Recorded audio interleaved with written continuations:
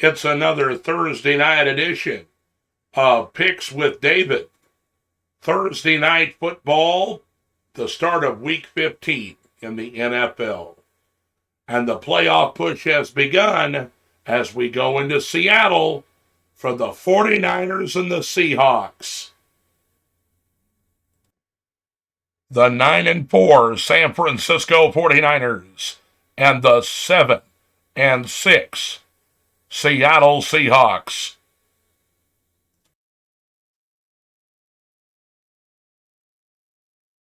Well, here we go with another divisional matchup on Thursday night football. The division-leading San Francisco 49ers come into town to play the Seattle Seahawks. And the Seahawks are going to have some fight in their dog this week.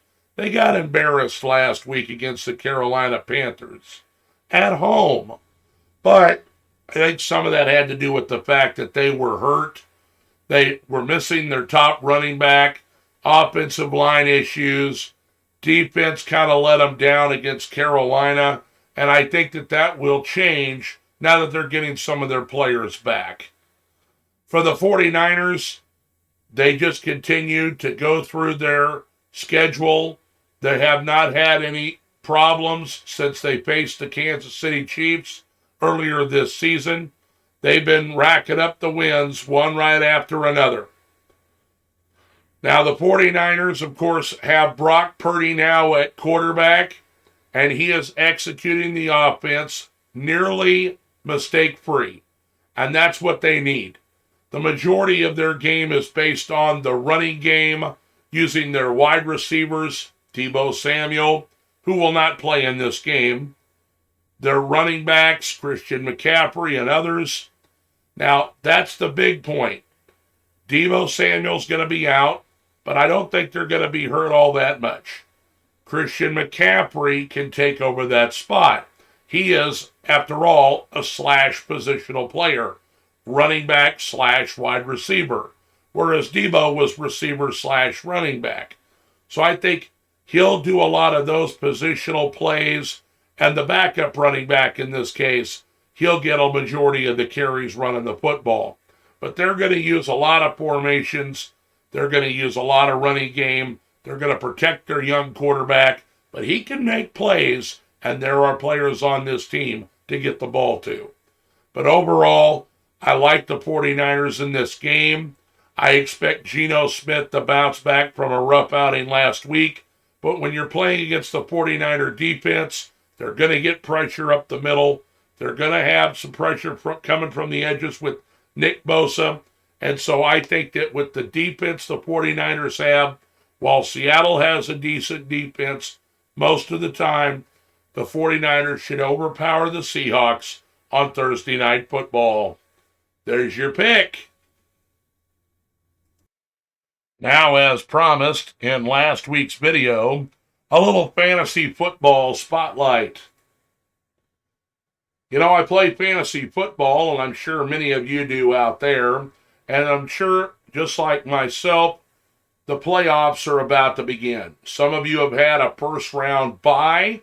Congratulations to you on either winning your division or being one of the top two teams in your league.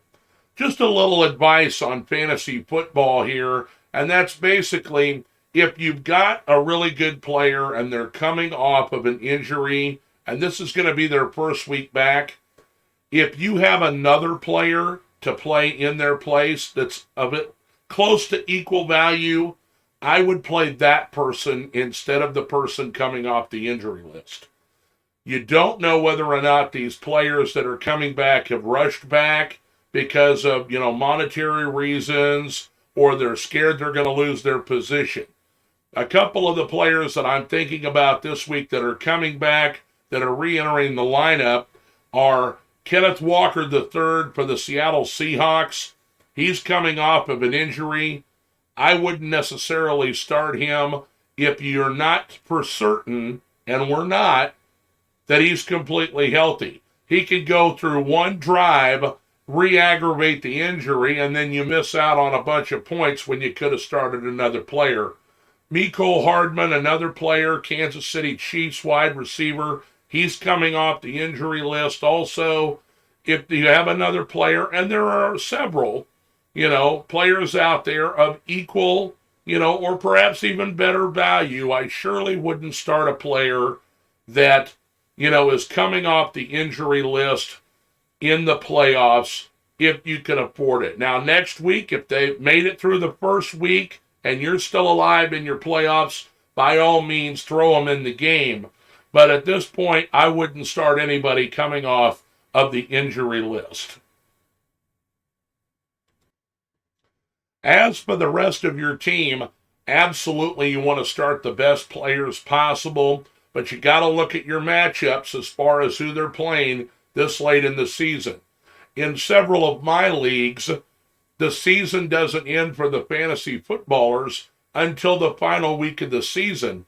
And when you get to the final week of the season, a lot of teams are not playing their starters. So you have to be prepared for that in advance because those teams have already clinched playoff berths. They've already locked up whatever seed it is that they're going to be in. And so, for instance, any players that you have for the Philadelphia Eagles, they are clear by at least a couple of games in that position in the NFC. And so come week 18, I surely wouldn't be counting on any points from any Philadelphia Eagle players. Buffalo's the number one seed right now in the AFC. And so I wouldn't necessarily be prepared to start any of those players in week 18 if you're going to be playing in your championship game. And so, just a few tidbits for the fantasy football folks out there. Well, that's going to do it for another edition of Picks with David right here on YouTube and Facebook.